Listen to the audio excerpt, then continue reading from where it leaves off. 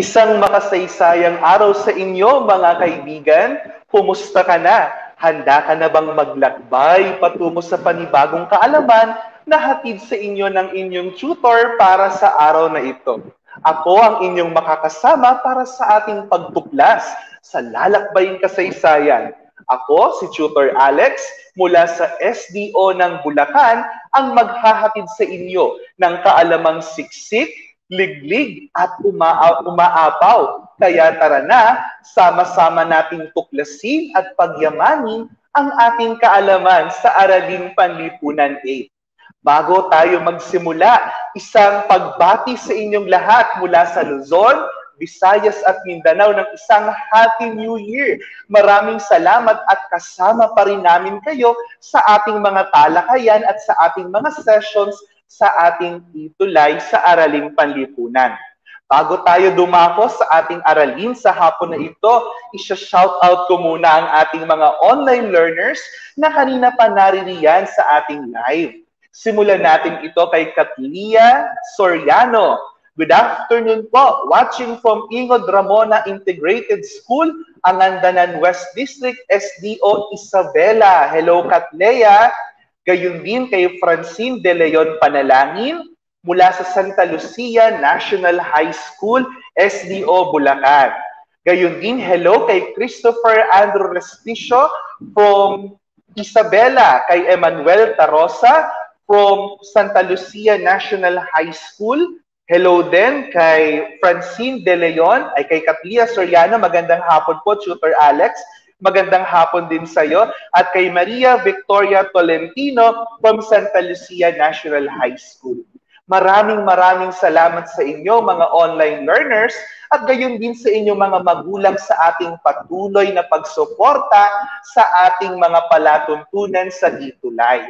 Kaya naman, huwag kalimutan na i-share ang ating mga sessions para marami tayong maabot. Hindi lamang tayo dito sa ating sessions na ito na dumadalo sa ating mga aralin, kundi maging yung ating mga learners na siguro hindi pa din alam kung ano ba ang itulay para naman maitaguyod natin ang edukasyon sa bagong taong ito. Ngayon, ihanda na ninyo ang inyong mga kwaderno, ang inyong mga notebook at ang inyong mga module sapagkat magsisimula na tayo sa ating panibagong lalakbayin sa araw na ito. Ang ating gagamitin sa ating talakayang ito ay ang Module 9 or Araling Panlipunan 9 module na isinulat ni Maria Vanessa J. Resular at Emily B. Pactorayan na inilathala ng DepEd Caraga Region. Gayon din, may mga bahagi din tayo na kinuha mula sa Araling Panlipunan 9 module na isinulat naman ni Jeon Jeff M. Castaneda na inilathala ng DepEd Region 3. Sa inyo, mga ma'am and sir, maraming salamat po. Ngayon, handa ka na ba para sa ating tatalakayin sa hapon na ito? Tingnan muna natin kung ano ang ating layunin sa hapon na ito. Ang ating layunin para sa hapon na ito ay halos pagpapatuloy ng ating naudlot na talakayan noong nakaraang taon. Naalala pa ba ninyo kung ano ang ating tinalakay noong huling session natin sa 88? Pwede nyo bang i-comment kung naaalala nyo pa yung ating mga tinalakay noong nakaraang taon? At para sa ating layunin, ang ating layunin sa pagkatuto ay nasusuri ang mga pagbabagong naganap sa Europa sa gitnang panahon sa larangan ng politika, ekonomiya at sosyo-kultural. Titingnan natin, ano ba ang nangyari sa Europa noong gitnang panahon sa larangan ng politika, sa larangan ng kanilang pag-unlad sa ekonomiya, at gayon din sa sosyo-kultural. Ano ba yung umiiral doon sa lipunang kinagagalawan nila noong mga panahong iyon? Ngayon, tingnan natin kung naaalala pa ba natin kung ano ang ating napag-aralan noong huling session. Siguro, tiyak ako ang ating mga online learners ay naaalala pa yung ating diniscuss noong nakaraang taon at masasagot ninyo ang ating aralin o ang ating maiksing pagsusulit sa hapon na ito. Bago ako magpatuloy, babatiin ko din muna si Mia Jeline Bayudan Kubangban. Sabi niya, good afternoon po. Watching from Ingod Ramona Integrated School, Isabela. Hello po. Hello din kay Musa Buwat. Hello po sa iyo. Hello din kay Zaldea Ureta from Malaban Katmon Integrated School. Kay Jalen Rose de Guzman, watching from Santa Lucia National High School. Kay James Ulysses Chu. Hello po. Kay Lea De Vera from Ramon National High School at kay Eliza Nicole Sawal from Santa Lucia National High School at kay Kira Kilitvan mula sa Ramon National High School. Hello sa inyong lahat. Ngayon, excited na ba kayo sa ating pagsusulit o yung ating maiksing talakayan o maiksing araling pagsusulit sa hapon na ito? Subukan nating sagutin ang mga sumusunod na katanungan. Simulan natin sa ating panuto.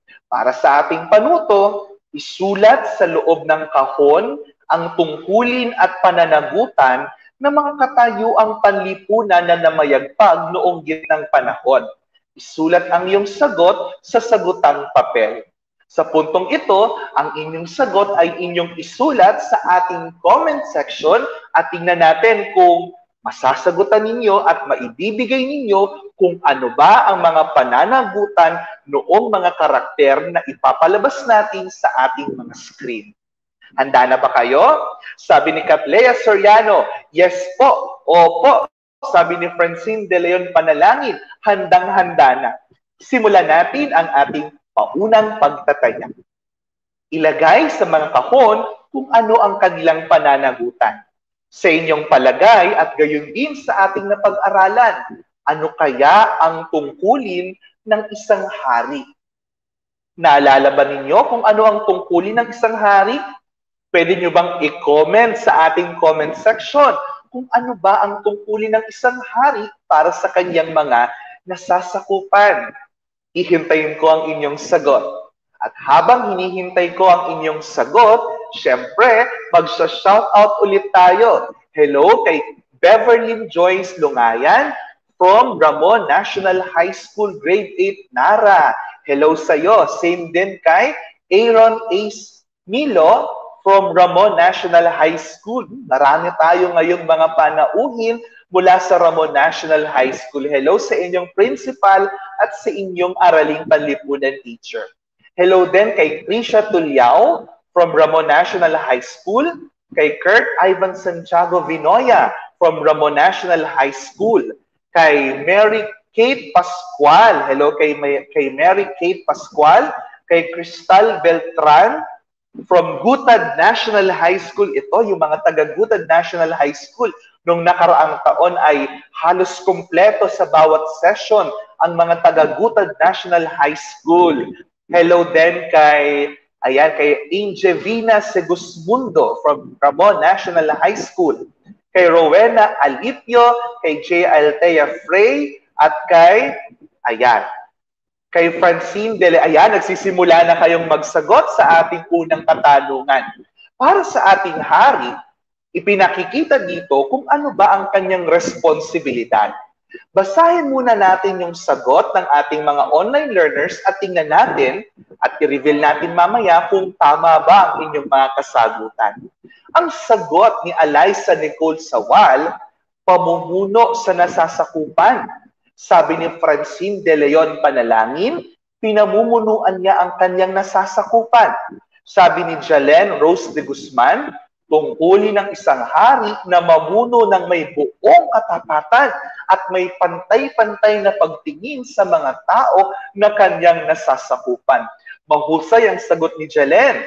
At sabi naman ni Emmanuel Tarosa, maging inspirasyon sa kanyang mga nasasakupan. Lahat ng inyong kasagutan ay tama at tumpak sapagkat ang isang hari, ang kanyang tungkulin ay pangalagaan ang kanyang nasasakupan, obligasyon nito na paunlagin ang kanyang mga mamamayan at tulad nga ng sinabi ninyo ay maging inspirasyon para sa kanyang mga nasasakupan. Napakahusay ng ating mga online learners. Unang kahon pa lang yan. Ngayon, sa mga susunod na kahon, Masasagutan kaya natin? Tingnan natin. Para sa ating ikalawang kahon, Panginoong may lupa. Naaalala niyo ba kung ano ang Panginoong may lupa? Ano ang tungkulin ng Panginoong may lupa? Pwede niyo bang i-comment ang inyong sagot sa ating comment section at tingnan natin kung tumpak o tama ang inyong kasagutan. Gayun din, pwede niyo na ring sagutan kung ano ang tungkulin ng isang kabalyero at kung ano ang tungkulin ng isang peasants o serf, pesante. At habang hinihintay natin ang inyong mga kasagutan, syempre, isa-shoutout ko yung mga nakasagot sa ating unang katanungan. Andiyan si Eliza Nicole Sawal, napakahusay ng iyong sagot. Kay Kirk Ivan Santiago Vinoya, sabi niya, tungkulin niyang mapabuti ang kanyang nasasakupan. Tama, sapagkat ang isang pinuno ay mayroong obligasyon na hindi lamang pangalagaan, kundi mapabuti ang kanyang mga nasasakupan. Yan. I-recognize din natin ang sagot ni Nadine Domingo Manabat, pamunuan ng kanyang nasasakupan. Ni Aaron Ace Milo, sabi niya, pangalagaan o pamunuan ang kanyang mga nasasakupan. Napakahusay ng ating mga online learners. Ngayon, tingnan natin, mayroon na kayang kasagutan sa ating pangalawang kahon? Naaalala ba ninyo kung ano ang sagot o ano ang tungkulin ng isang Panginoong may lupa? I-reveal na natin, tignan natin kung nakatama ang sagot ang ating mga online learners. Para sa Panginoong may lupa, tungkulin ito na ingatan, paunlarin ang lupang ipinagkaloob sa kanya ng hari. Ito ay kapalit ng kanyang katapatan sa isang hari. Ang Panginoong may lupa, sila yung mga dugong bughaw o yung tinatawag nating mga maharlika. Sa kanila, ipinagkakatiwala ng isang hari ang isang portion ng kanyang lupain upang ito'y pangalagaan. May kukumpara natin ang tungkulin ng isang Panginoong may lupa sa isang punong bayan o isang mayor. Diba? Mayroon tayong presidente para sa pangkalahatan o sa ating pangkabuuan sa isang bansa at mayroon tayong mga mayor sa mga espesipikong mga bayan. Ang mga Panginoong may lupa ay parang mga mayor. Tungkulin nila na pangalagaan ang bayan o yung manor na kanilang nasasakupan. Tungkulin nila na paunlarin ito at gayon din ay pangalagaan ang mga taong narito upang ang kanyang manor o yung kanyang nasasakupan ay maging maunlad. Ito ay kapalit ng pagbibigay ng katapatan sa isang hari. Tingnan natin ang sagot ng ating mga online learners. Sabi ni Francine De Leon Panalangin, siyang nagmamay-ari ng mga lupa, pangalagaan ng mga lupa. Very good, tama. Sabi ni Christopher Andres Tisio, pagyamanin ang lupang pag-aari. Sabi ni Francine De Leon Panalangin, siyang nagmamay-ari ng mga lupa at tungkulin niyang pangalagaan ang mga ito. Sabi ni Jalen Rose de Guzman, obligasyon ng isang Panginoong may lupa na palawigin pa at paunlarin ang kanyang kalupaan. Napakahusay ng inyong kasagutan. At obligasyon nila na pagyamanin ang kanilang sariling bayan, ayon na rin kay Eliza Nicole at kay Francine De Leon. Napakahusay ng ating mga online learners. Ngayon, dumako tayo sa ating pangatlong kahon, kabalyero. Ano ba ang isang kabalyero? Pwede nyo bang i-comment sa ating comment section kung ano ba ang isang kabalyero? Siguro isabay na din natin ang peasants. Ano ba yung mga pesante? Isabay na natin ang inyong kasagutan upang ma-reveal natin at makita natin kung talaga bang nauunawaan, naaalala at naiintindihan natin itong triangulo ng social status o yung katayuang panlipunan noong panahon na tinatawag na gitnang panahon sa Europa. Ayan, dumarami nang nagsasagot para sa ating ikatlong kahon. Tingnan natin, ano ba ang isang kabalyero? Sabi ni Christopher Andrew Respicio, Ang isang kabalyero ay may tungkulin ng pangalagaan ang kaayusan sa nasasakupan. Sabi ni Aaron A. Smilo, kabalyero, ipagtanggol ang nasasakupan sa pakikipagbigma. Sabi ni Nadine Domingo Manabat, sila ang hukbo ng mga lipunang feudal. Sabi ni Nel Lea Caballero, cavalry. Ayan. At sabi ni Cristal Beltran, sila ay tinuturing din na vassals at nagbibigay proteksyon sa hari at mga nasasakupan. Sabi ni Catlia Soriano, sila ang mga hukbong ng lipunang feudal. Tingnan natin, i-reveal natin ang kasagutan. Ang mga kabalyero ay ang mga mandirigma na nangangalaga sa mga lupain ng hari at gayon din sila din ay mga vassal. Napakahusay ng ating mga online learners at tama ang inyong mga kasagutan at nire-recognize natin ang inyong mga effort sa pagsagot sa ating mga kahon. Para sa ating huling kahon, peasants o serf, tingnan natin kung ano ba ang tungkulin ng peasants o ng serf. Pwede nyo bang i-comment sa ating comment section? Hihintayin ko ang inyong kasagutan. Babasahin ko muna ang sagot ni Jalen Rose de Guzman. Ang sabi ni Jalen Rose de Guzman, ang kabalyero ay isang tao na binigyan ng isang karangalan ng pagiging kabalyero ng isang pinuno ng estado kinatawan para sa paglilingkod sa hari, simbahan o bansa, lalo na sa isang kakayahan sa militar. Napakahusay at tumpak ang iyong kasagutan. Ayan, dumarami na at dumadagsa na ang kasagutan para sa ating huling kahon para sa mga peasants. Ang sagot ni Neil Lea, ang mga peasant po ay ang mga alipin. Tingnan natin kung ang mga peasants ba ay ang mga alipin. Ayan, sinasabi dito na ang mga peasants o serf ay ang malaking porsyento na bumubuo sa kaharian. Sila ang mga manggagawa sa kaharian. Tulad nga ng sinabi ni Lea, sila yung mga taong nagtatrabaho o naglilingkod para sa utos ng hari. Napakahusay. Sila yung mga manggagawa, sila yung mga mambubukid, sila yung mga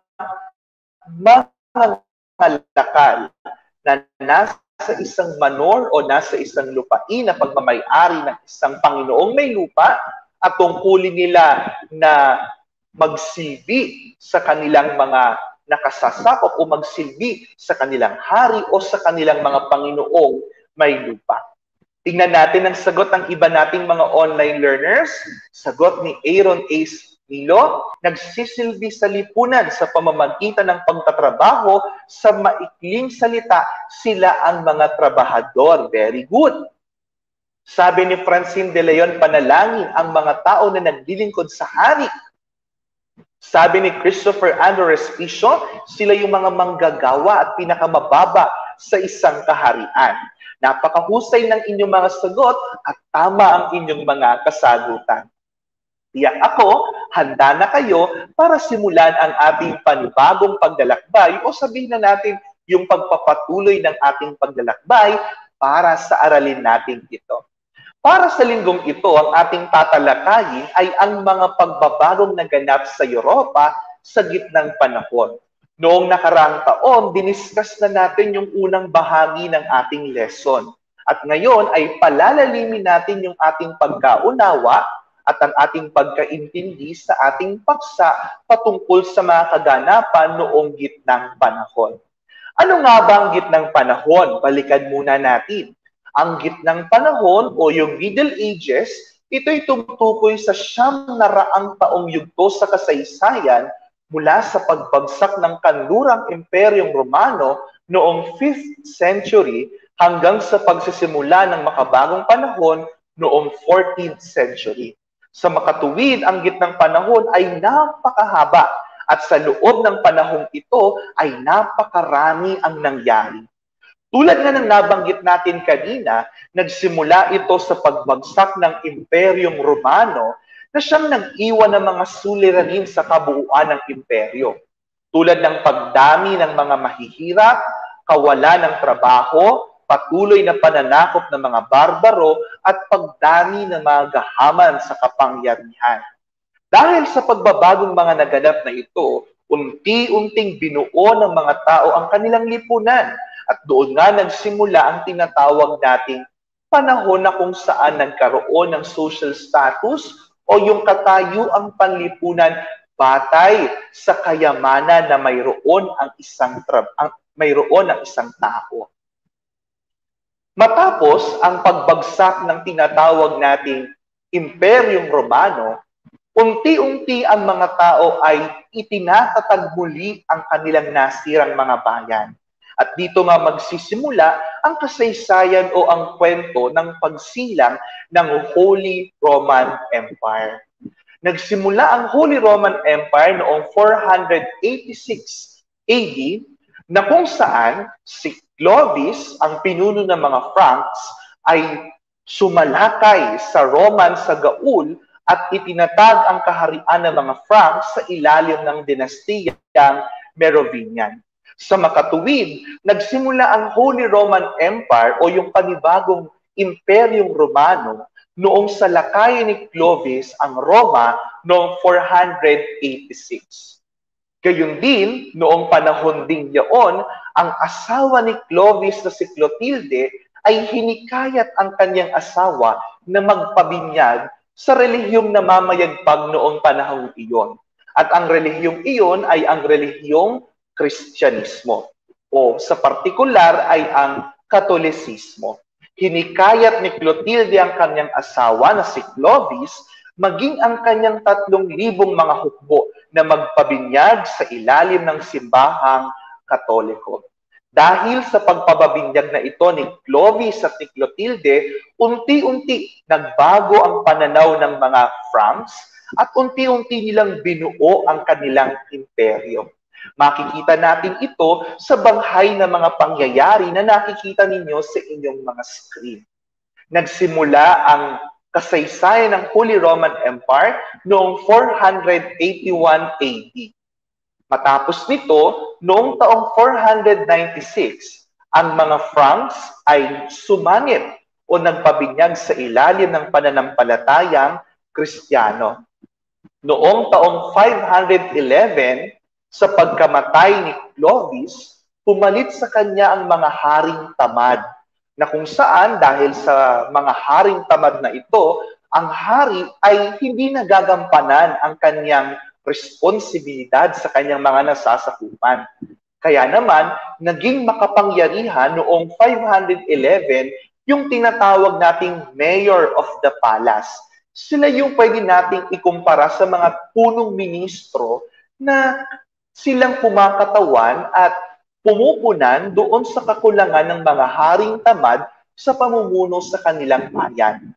Matapos ang taong 511, noong 687, pinamunuan ni Pepin II ang imperyo ng mga Frank at pinalitan ang mga tamad na hari. Pinatalsik niya ang mga tamad na hari at sa pamamagitan ng kanyang anak na si Charles Martel noong 717, nagkaroon ng pagbubuo at pagpapatibay ng kaharian ng mga Franks. Matapos ang pamumuno ni Charles Martel, siya ay sinundan ng kanyang anak na si Pepin III o yung tinatawag din na Pepin the Short. Si Pepin the Short ay itinalaga bilang hari ng mga Franks noong 751. Nasa kanya ang boto ng Santo Papa noon sapagkat si Pepin the Short ang sumuporta sa Papa sa Roma na paalisin ang mga barbarong Lombard sa gitna ng Italy upang ibigay ang lupain ito sa Santo Papa. Ang lupain ibinigay sa Santo Papa ay sa kasalukuyan, ito yung tinatawag nating Vatican City. Ibig sabihin, nagsimula ito kay Pepin the Short. Dahil sa pamamayagpag ni Pepin the Short, unti-unti nagkaroon ng marka ang kanilang lahi sa lipunan noong gitnang panahon. Kaya naman, matapos ang pamumuno ni Pepin the Short, sumunod sa kanya ang kanyang anak na si Charlemagne. Si Charlemagne ay kinilala bilang pinakamahusay na pinuno sa panahong ito ng Europa. Bakit siya kinilala bilang pinakamahusay na pinuno? Sapagkat hindi lamang siya nakasentro sa pagpapalawak ng kaharian. Hindi lamang siya nakasentro sa pagpapatatag o pagpapalakas ng kanilang mga sundalo, kundi pinagtibay at pinaghusay ni Charlemagne ang kanyang imperyo sa larangang akademiko. Kinuha niya si Alcuin, isa sa pinakamahusay na scholar, upang magturo ng iba't ibang wikat karunungan sa korte ni Charlemagne at maging sa mga pari ng simbahan. Ibig sabihin, nagkaroon ng oportunidad ang mga tao noong gitnang panahon sa panahon ni Charlemagne na matuto, magsaliksik, magbasa at magsulat. Dahil dito, umunlad ang kanilang imperyo. Nakikita ninyo, dahil sa effort ni Charlemagne sa pagtatatag ng isang kaharian na hindi lamang nakasentro sa kapangyarihan, kundi maging sa karunungan, napaunlad niya ang kanyang kaharian. Kaya laging tatandaan, mahalaga ang may alam. Sino ba nagsabi nun? Ayan. Ang pamumuno ni Charlemagne, siya ay kinilala bilang emperador ng Holy Roman Empire.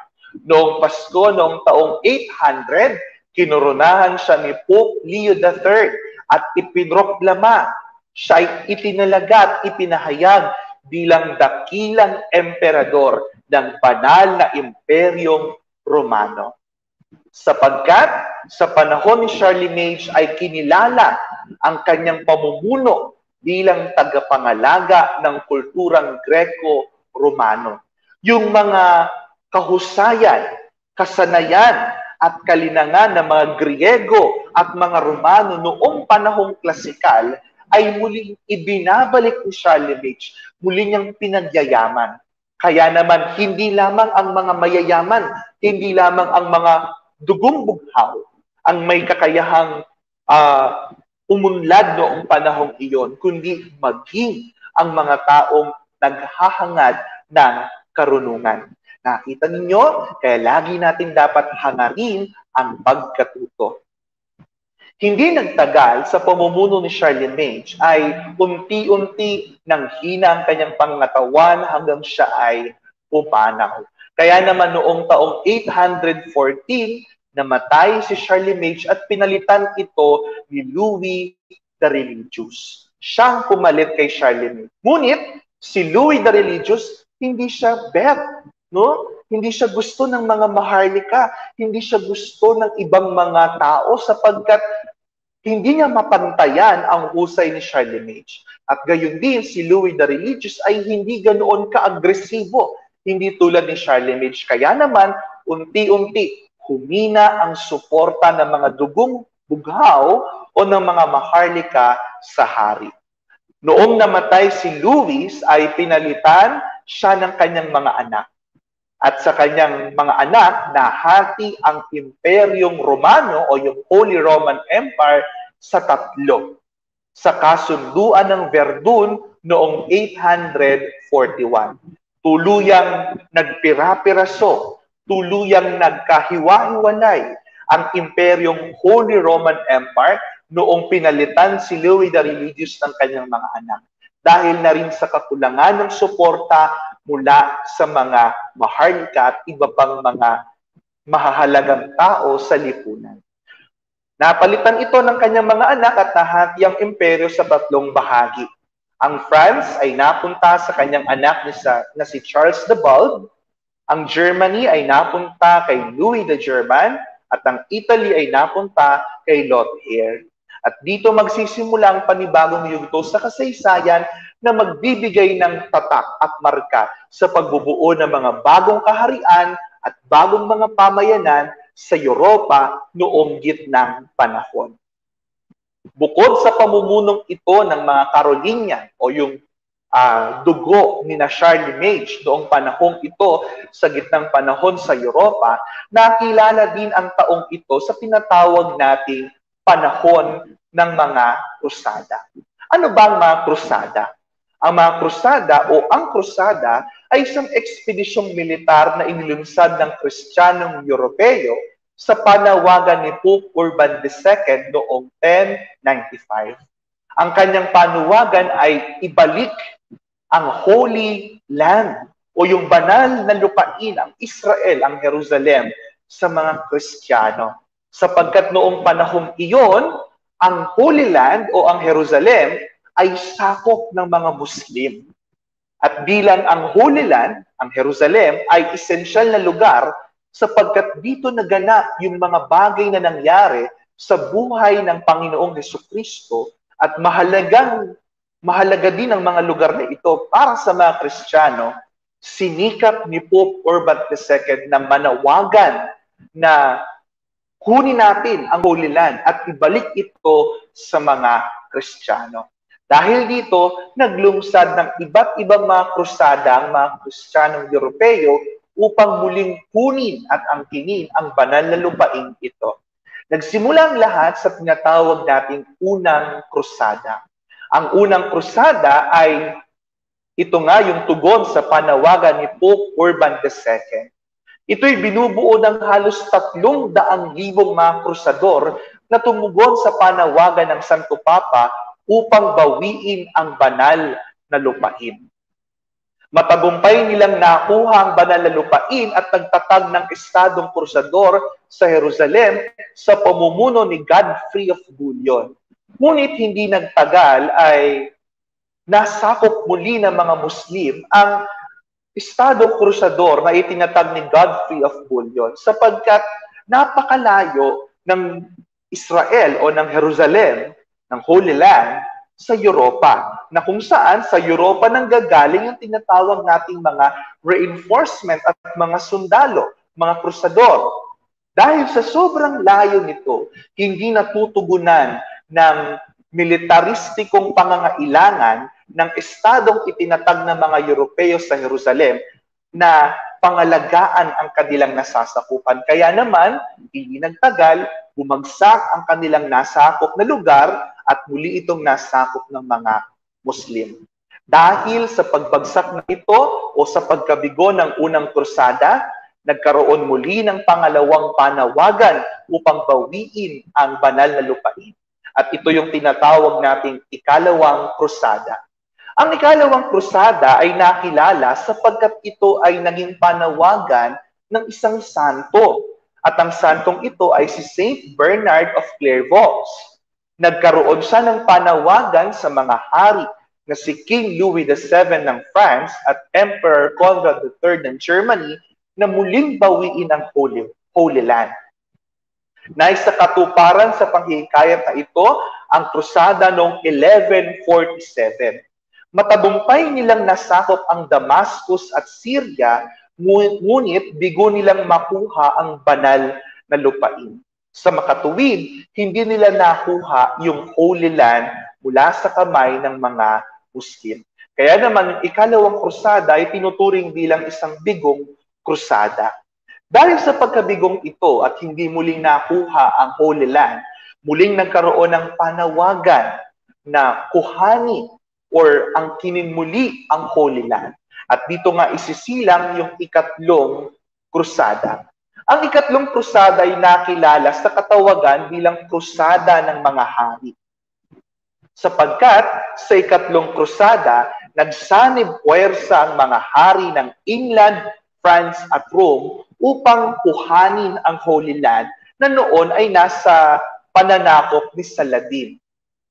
Nagkaroon ng kasunduang pangkapayapaan sa pagitan ng mga haring ito at Saladin na sa loob ng 3 taon ay magkakaroon ng malayang paglalakbay mula Europa patungong Jerusalem ang mga Kristiyano. Ang ibang mga historiador kinikilalang ikatlong krusada bilang pansamantalang tagumpay. Sapagkat sa pansamantalang panahon, nagkaroon ng puwersa, nagkaroon ng teritoryo ang Kristiyanong Europeo sa Holy Land sa pamumuno na rin at sa pahintulot na rin ng nakasasakop noon na si Saladin. Ang ikatlong krusada, hindi nagtagal, ay bumagsak din. dahil sa pagkawala ng mga haring nagtaguyod ng kapayapaan noong panahong ito. Kaya naman pinalitan ito ng ika-4 na krusada.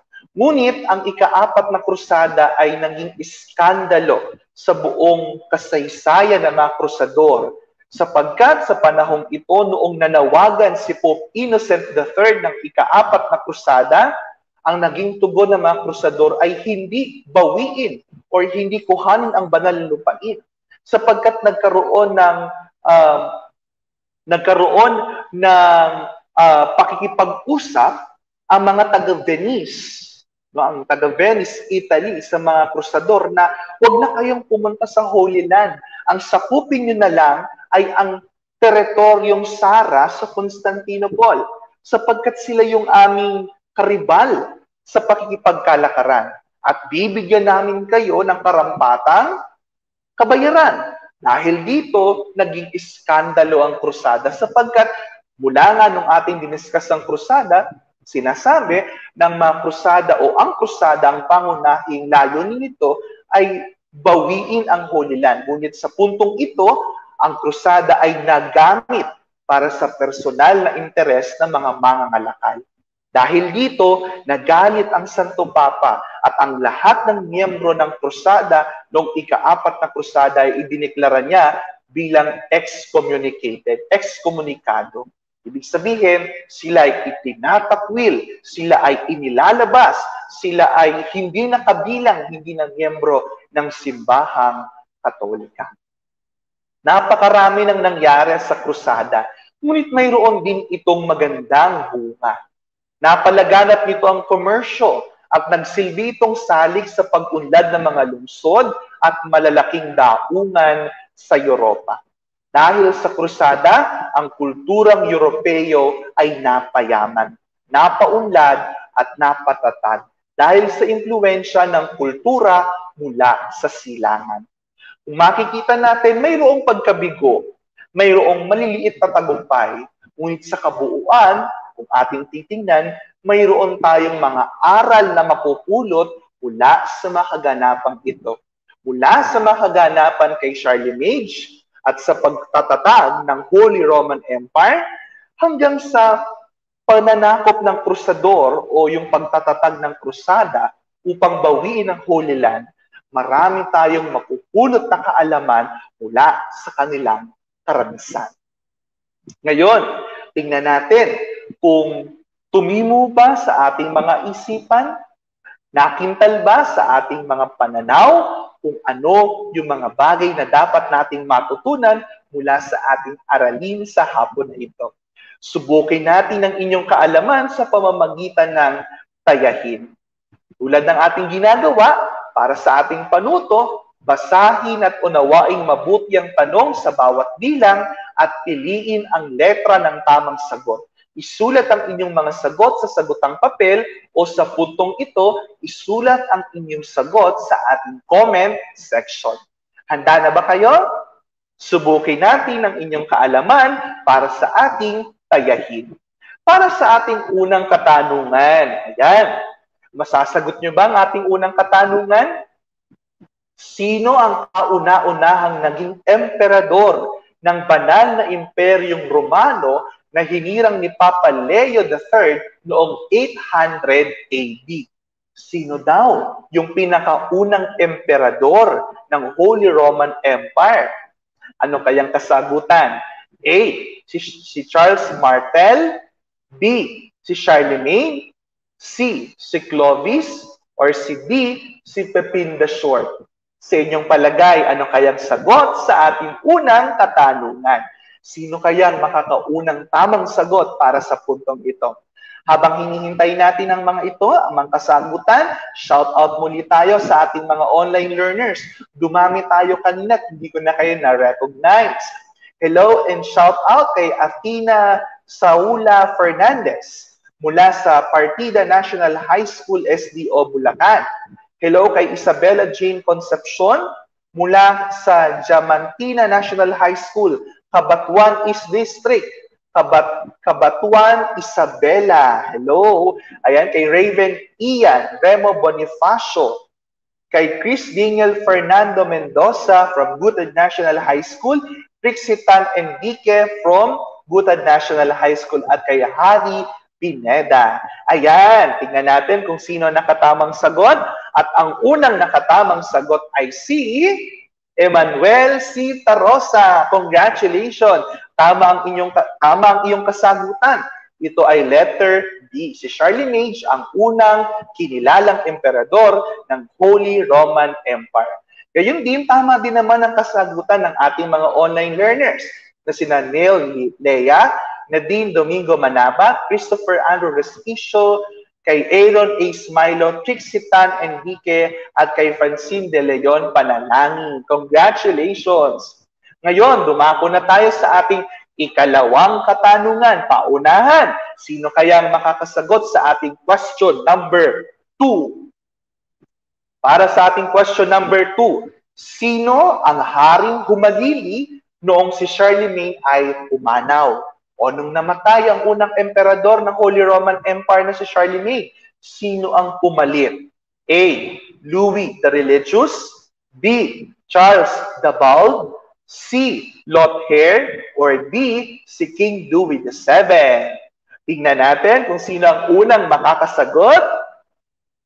Nagpapaunahan ng ating mga online learners.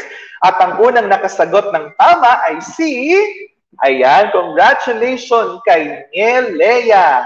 Ang sagot niya is letter A, si Louis the Religious. Gayun din sa mga online learners natin na nakasagot ng tama, congratulations sa inyong lahat. Napakahusay. Talagang naaalala at naiintindihan ang ating pinag-aralan. Ngayon, dumako tayo sa ating ikatlo at huling katanungan. Yan, paunahan ito. Ano ang sagot sa ating ikatlong katanungan? Anong kasunduan ang nangbigay ng daan upang ang kaharian ng Holy Roman Empire ay mahati sa tatlo? A. Edict of Milan. B. Kasunduan ng Versailles. C. Kasunduan ng Verdun. Or D. Kasunduan sa Constantinople. Ano kayang sagot sa ating number 3? Ayan, nagpapaunahan ng ating mga online learners. Ayan, sino kayang mauuna sa ating ikatlo at huling katanungan? Ayan. At ang ating nauna sa ating question number 3 ay si Neil Lea. Congratulations ulit, Neil Lea. Tama ang iyong kasagutan. Ito ay ang kasunduan ng Verdun. Congratulations din naman sa ating mga online learners na nakatamang sagot tulad ni Nadine Domingo Manabat, Emmanuel Tarosa, Catlia Soriano, Trixitan Enrique, at sa inyong lahat. Napakahusay ninyo. Bigyan ninyo ang inyong sarili ng isang malaking check sapagkat tama ang inyong mga kasagutan. Congratulations sapagkat na-perfect ninyo ang ating tatlong katanungan para sa ating tayahin. Napakabilis ng oras at nasa dulo na tayo ng ating aralin sa araw na ito. Nawa sa ating mga napag-aralan sa araw na ito ay mayroon tayong mga natutunan at napulot na mga kaalaman. At sa aral na dapat nating tatandaan, lagi nating pakatatanda at huwag kalilimutan.